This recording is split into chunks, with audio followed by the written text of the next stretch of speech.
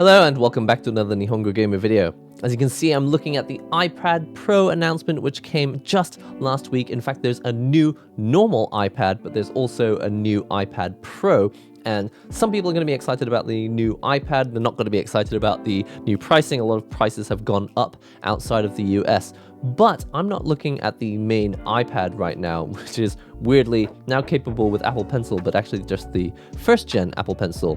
What I'm excited about is this, the iPad Pro, which honestly speaking, YouTube outlets and media outlets have generally not received this product very well. They've been pretty angry about the fact that, they changed the camera on one iPad, but on the Pro version, they haven't changed that yet. And it's got an M2 processor, but do we really need an M2? Like, is that really the upgrade we needed? Well, I'm here to say that even though everyone's upset about the iPad Pro announcement, all this stuff which maybe hasn't really changed enough to really warrant like a new iPad announcement, what really excited me was this page right here, and it's this, a new dimension of Apple Pencil. When I saw this, I absolutely screamed. I didn't actually scream because it was like 2 a.m. in Japan when the announcement happened, but I was so excited, and the reason is we could never do this on an iPad Pro, but what you can do this on usual drawing tablets with things like Wacom tablets, or like I've got a Huion stylus right here. These have something called hover. So when you hold this over the surface of a normal Huion tablet or a Wacom tablet, you can see where the cursor is, but you could not do that on something like the iPad and the Apple Pencil. And so, why do you even need a hover cursor, you might be asking? Well, if you use a mouse, you already use the hover cursor, because when you are when you're waving the mouse over stuff like buttons, you're not actually pressing anything. It's not until you click down on your mouse and then drag, and then you're in like the next stage of using your mouse. First you're in hover, and then you just hover this over buttons, and it usually tells you some extra information when you actually, at the moment it's not doing it because it's this website is designed for people tapping things on their iPhone and all that. But on most things, on most websites, you can usually hover the mouse over a button and it will tell you like where that website is going to go to before you actually click on the link. When you are drawing with a stylus, it also helps to see where the cursor is and also how big the cursor is. So you can see here there's someone drawing, and they actually used a pinch gesture with their left hand to change the size of the brush without actually putting the pen, the Apple Pencil, on the surface of the iPad. And that is amazing, because this is something that people using traditional graphics tablets have been able to do for decades. We've been able to do this for since way before the iPad even came out. So when the original iPad came out and it was capacitive touch only, I was like, okay, it's just a giant iPhone. Obviously, it wasn't just a giant iPhone. We all know that the iPad blossomed into this amazing machine which can do basically everything except run Final Cut Pro.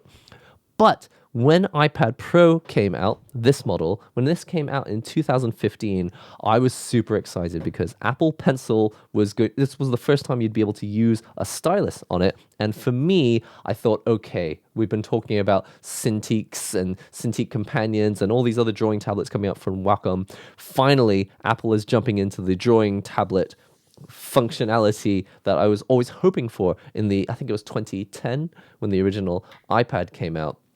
But when the iPad Pro finally did drop, this Gen 1 iPad Pro, this Apple Pencil was not capable of hovering. And for all the reasons I just explained, I was a little bit disappointed. I was like, okay, so hyped by the announcement of the iPad Pro, but when I heard that it wasn't going to have hover, I was like, well, I should probably just wait for a new Surface Pro to come out, because Surface Pro, which I don't know exactly what technology they're using at the moment, but it's an active stylus. And for various reasons, I didn't like the way that the technology they were using in the Surface Pro, because when you draw like a straight diagonal line, it would shake and it would have all this weird digital jitter, which has nothing to do with the actual line that I drew. The point I'm trying to make is iPad Pro came out, and I probably explained this in my unboxing video from 7 years ago. I was blown away by the performance of the Apple Pencil. Like, I couldn't believe how good it felt. I couldn't believe that it felt so much better than a Wacom stylus, and so much better that I didn't mind that it didn't have a hover feature. Now, I actually emailed a company. There was a company, there's a company everyone knows called Procreate, and they were going to make a drawing app, and it was the first advertised drawing app that they were talking about for, not the first one, but I think it was one of the main ones that they were advertising when the iPad Pro was announced. And I was like, okay, so Procreate has been working with pre-production iPad Pros. Maybe they know whether this stylus is capable of hovering. So I emailed Procreate back in 2015, and again, I may have even mentioned this in my video. I might go back and watch it now and find out what I said.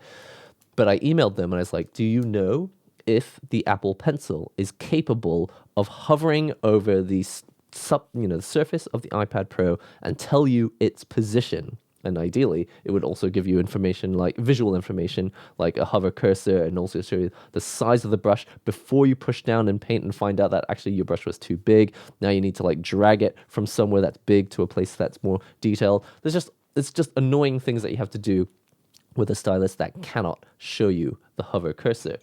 There are some benefits to just switching the cursor off. Of course, it just feels more natural, and what they were going for with the iPad Pro in 2015 obviously was that non-cursor look, just a very natural, when you use a pencil, you know exactly where you're drawing, and when you use a physical brush, you know exactly where you're painting because you can see the tip of the brush and how much of the brush is touching the paper. But digitally speaking, on an Apple Pencil, you've only really got the shape of the pencil. So even if you're using a very thick brush, how would you know which part of the screen it's touching? Anyway, long story short, Procreate emailed me back and they're like, we don't see any such feature. It does not appear like there is a hover feature. I was like, wow, Procreate emailed me back. At the time, of course, they had no fans. They had no user base because the app hadn't come out yet. The iPad Pro didn't even really exist yet. Actually, maybe Procreate did exist before iPad Pro, but anyway, they didn't have a version that was capable of using Apple Pencil yet. Long and the short of it is, for me, the iPad Pro announcement is actually a big deal. For most people, this is probably not the right time to jump in and buy an iPad Pro because, yes, they've upgraded the specs, and so it's a little bit more future-proof. Obviously, all the stuff they're going to be doing with iPad Pro over the next 3 or 4 years, they're probably still going to be compatible with the iPad Pro that's just coming out, this M2 iPad Pro. But if you're waiting for a physical redesign, if they're going to do a physical redesign, it's not going to be until probably March or April next year, or maybe even October of next year. So a little bit disappointing for the people who were waiting for physical changes to the iPad Pro. But for me, I don't need any of this stuff. And the reason I know that is because I've been using this Gen 1 iPad Pro for the past 7 years and I haven't needed to upgrade, and I kind of still don't need to upgrade. So all this stuff like the M2 processor and Wi-Fi 6 and all of the other stuff, generally speaking, I don't need it. But if I were to finally upgrade, it would be nice to have all the stuff that they have been changing, like the better quality screen. It's not OLED, but it's liquid retina, and it's apparently got great contrast ratios. And I also see they're going for mini LED, and so it's going to be super bright or whatever. All of that stuff would be nice if I had it, but I don't have it, and basically didn't need to upgrade. So what I'm saying is, the fact that Apple Pencil can now hover over the surface of the screen and tell us where the cursor is and also how big the brush is that we've selected will make it so much easier when painting. Not that I really do a whole lot of painting, but I'm going to in the future. I'm actually promising myself that I'm going to work on my drawing and this sub-channel, the Drawing with NihongoGamer sub-channel, which you should all subscribe to. Definitely, it's going to be much easier to paint with a hover cursor. I'm so excited. It seems like everyone is really disappointed by the announcement of the new iPad and the iPad Pro. I think they're more disappointed about the announcement of the new iPad because it's like, generally speaking, all the prices have gone up outside of the US. But, apart from this design change, what are you really getting? Just the ability to add this keyboard. I mean, of course, there are a lot of features that were added, but on the surface of it, it's like, well, it's more expensive now. It works with it works with the Apple Pencil, but it's not the Generation 2 pencil. You can't, there were so many things that are just like kind of fluffed up. It's like allow you to use the Apple Pencil, but you can't charge it the way that you normally do with an iPad Pro. So genuinely speaking, honestly speaking, if you want you want a drawing experience where you can still charge the Apple Pencil when you need to in a pinch, you can still do that on the iPad Pro, but you can't do that on this new iPad. Why? Because this new iPad is USB-C and the Apple Pencil Gen 1 is not USB-C.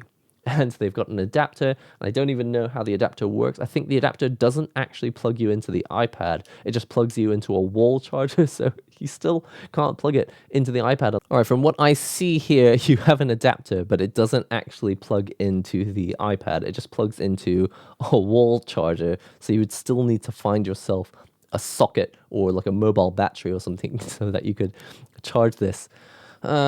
Yes, it's not super exciting for people who already have an iPad Pro that they bought this year or last year. But for me, with a 7-year-old iPad Pro, I don't really care about the advances and changes that people were looking forward to.